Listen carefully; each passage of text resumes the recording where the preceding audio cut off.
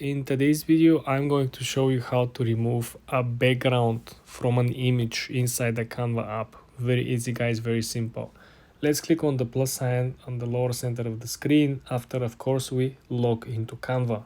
In our example over here, we are going to import a file from our library. We're going to import this beautiful Ferrari over here. We're going to click download and then you're going to be done.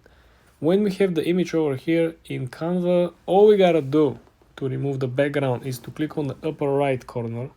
You wanna click edit photo, okay?